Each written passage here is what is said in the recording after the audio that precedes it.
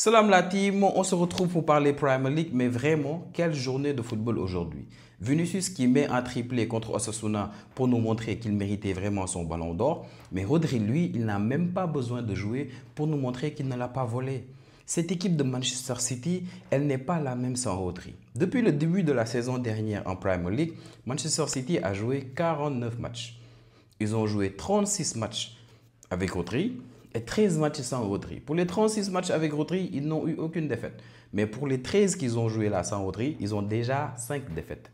C'est une folie. Rodri n'arrivait plus à perdre avec cette équipe de Manchester City. Il apportait de la personnalité. Il apportait un certain équilibre que cette équipe n'arrive plus à trouver. Maintenant, on ne peut pas juger les 4 dernières défaites, toutes compétitions confondues de Manchester City par la seule absence de Rodri. Il y a beaucoup d'autres choses. Je vous en ai parlé la semaine dernière quand je faisais le débrief de la Premier League. Je vous ai parlé du fait que c'est une équipe de Manchester City qui a beaucoup d'absence. C'est une équipe de Manchester City qui est lessivée contre Bournemouth, la dernière défaite en Premier League.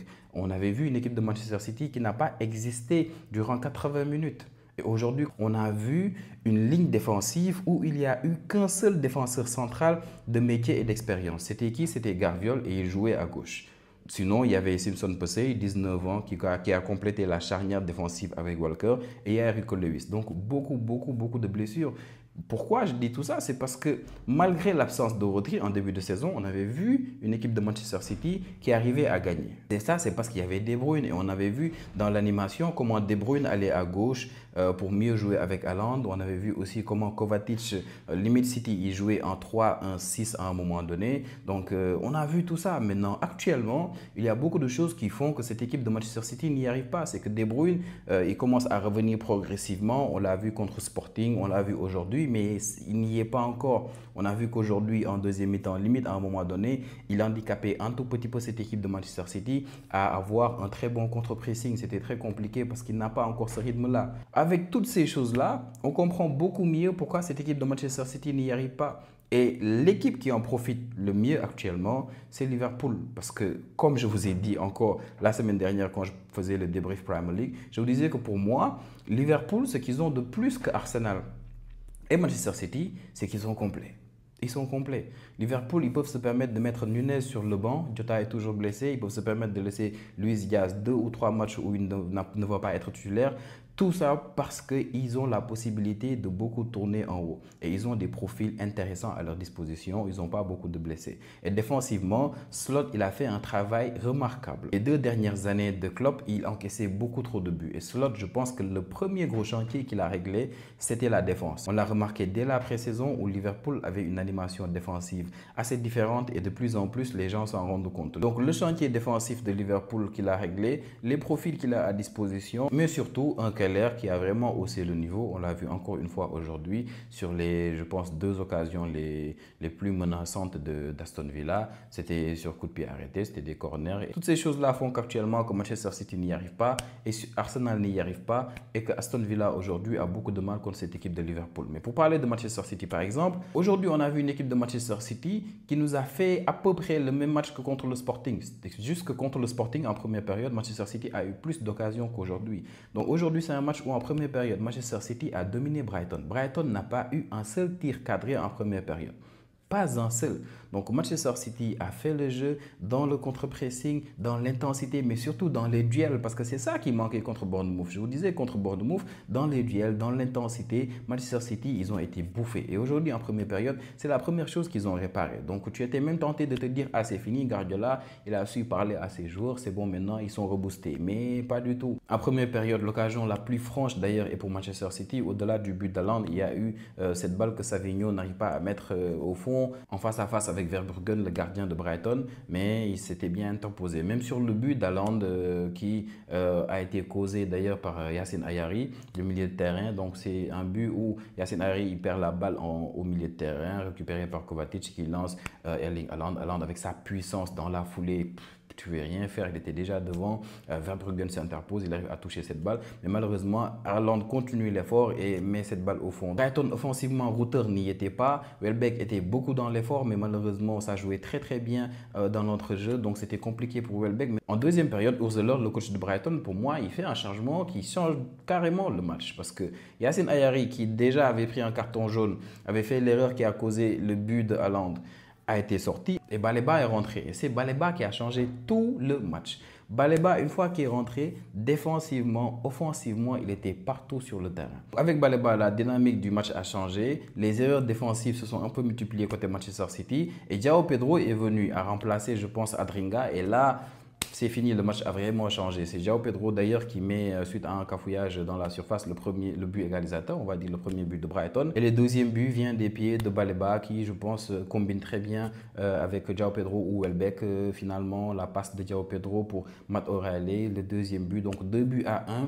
City ne pouvait plus rien faire, ils étaient sans inspiration. De Bruyne est venu, Gundogan est sorti après, je pense. Il y a eu Bernardo Silva sur le côté droit, mais encore une fois sans plus. De Bruyne, il n'a pas encore le rythme, il n'a pas encore retrouvé ses automatismes avec Haaland. On l'a vu contre Sporting, on l'a vu encore aujourd'hui. Donc Manchester City perd son 4e match aujourd'hui, toute compétition confondue. C'est une première dans l'histoire de toute la carrière de Pep Guardiola. Une deuxième pour Manchester City qui n'avait plus connu ça, je pense, depuis 2006 ou 2008. Donc la crise, je l'ai dit la semaine dernière, bien avant le match contre Sporting en Ligue des Champions, City est en crise. Et tout ça ne fait que confirmer que City est en crise. Je vous avais dit aussi que pour moi, Arsenal, ils ont plus des chances de sortir de cette crise-là que Manchester City. Je le pense vraiment parce que pour moi, Arsenal, avec Odegaard qui est revenu, c'est facile pour eux de s'en sortir. Si aussi Rice, il rejoue parce qu'il était un peu blessé, mais je pense qu'il va peut-être revenir contre Chelsea. Donc, avec ces blessés qui vont retrouver là, Arsenal pour moi va retrouver sa forme. Mais pour Manchester City, ça dépend de beaucoup de choses.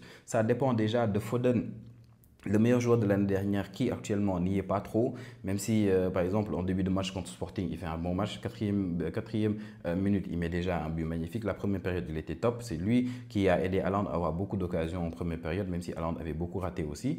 Aujourd'hui en première période aussi Foden il était top, deuxième période c'était pas trop ça. Donc tu as ton meilleur joueur de l'année dernière qui ne fait pas le même début de saison que la fin de saison qu'il avait fait l'année dernière. Donc actuellement, tu as aussi un De Bruyne qui n'y est pas côté automatisme et tout. En début de saison, De Bruyne était bien, il faisait de bons matchs sur le côté gauche, là où joue maintenant beaucoup Matheus Nunes.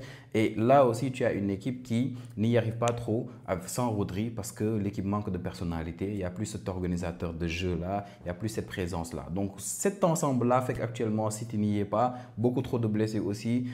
Donc peut-être la trêve va changer les choses, mais même après la trêve, il n'y aura toujours pas Rodri. Donc je sens peut-être que Guardiola va peut-être faire l'effort de trouver en janvier un remplaçant pour Rodri, même si Kovacic par moment a fait le taf. Mais quand Kovacic fait le taf la plupart du temps, c'est parce que surtout il y a De Bruyne qui est là, c'est parce qu'il y a les meilleurs éléments qui sont là, il n'y a pas trop de blessés. Donc actuellement, tout cet ensemble fait que City est très fatigué. Et Liverpool en a beaucoup profité encore une fois aujourd'hui contre Aston Villa. Aston Villa qui est à peu près sur la même série que Manchester City. Aston Villa a perdu ses 3 derniers matchs, toutes compétitions confondues. Et aujourd'hui, c'était un match contre Liverpool où à peu près les meilleures occasions pour Aston Villa, c'était quand il y avait des corners. Les meilleures occasions pour Liverpool, c'est quand Aston Villa il perdait la balle. Et quand je dis perdait la balle, c'est qu'ils jouaient très mal des fois les corners et Liverpool partait en contre. Le premier but d'ailleurs est venu comme ça, ils ont joué très mal le corner.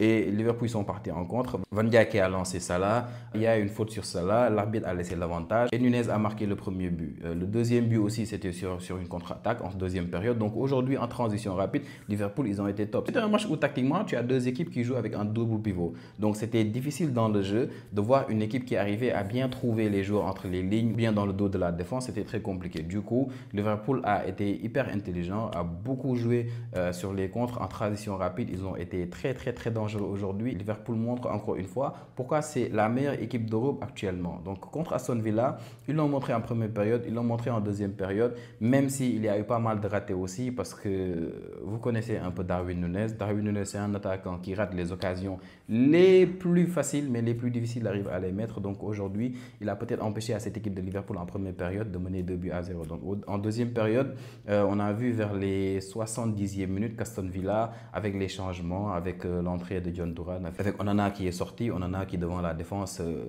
n'a pas été fameux aujourd'hui, donc avec Kamara qui est venu, on a vu avec tous ces changements-là qu'Aston Villa arrivait à être présent de plus en plus dans le match-là. Mais malheureusement, Énième contre-attaque après et Salah, le pharaon, qui, encore une fois, pulvérise les adversaires de Liverpool. Maintenant, Mohamed Salah, cette saison, il est à 17 matchs joués et je pense qu'il doit être à 10 buts et 10 passes décisives. Donc, il a été décisif 20 fois en 17 matchs. En Premier League, il doit être à 8 buts ou quelque chose comme ça. Donc, encore une fois, Liverpool porté par un slot qui tactiquement fait beaucoup de différence. On l'a vu à Ligue des Champions contre Leverkusen. L'approche tactique qu'il a eue, top. Top. Pour la première fois cette saison, on a vu Diaz et Gakpo en même temps. Et il a expliqué en fin de match. Et Diaz et Gakpo, c'était quoi? En première mi-temps contre Leverkusen, Diaz était très souvent à gauche. En deuxième mi-temps, Diaz a fixé comme faux neuf, des fois, voilà, quoi, il était très mobile. Et qu'est-ce qu'il dit en fin de match slot? Il dit, écoutez, on sait que Ta, c'est l'un des meilleurs défenseurs d'Europe, mais il adore les attaquants qui fixent. Du coup, Nunez, sur le banc, Diaz, qui a des qualités d'eau au but, qui est très mobile. On a vu le premier but, la passe magnifique de Curtis Jones pour Diaz, qui met un premier but magnifique. Donc, bref, on ne va pas revenir sur ça, mais c'est pour vous dire que Slot, tactiquement, a changé cette défense, a changé cette équipe, a des joueurs qui ont des profils assez différents, a des joueurs qui sont disponibles. Il a moins de blessés que Arsenal et Manchester City et il arrive à faire ces résultats-là. La seule défaite de Liverpool depuis le début de la saison, c'est contre Nottingham Forest. Et ce n'est pas n'importe quelle équipe, c'est l'équipe la plus en forme actuellement en Premier League. Je pense qu'ils sont troisième. Donc, tout ceci fait qu'actuellement, Liverpool a 5 points de plus que Manchester City et a provisoirement 10 points de plus qu'Arsenal et Chelsea qui vont jouer demain. Donc, c'était tout pour le débrief de ces matchs-là. On se retrouve demain pour parler du Barça qui va jouer contre la Sociedad à l'extérieur et on va parler d'Arsenal-Chelsea. À demain les amis et bonne fin de soirée.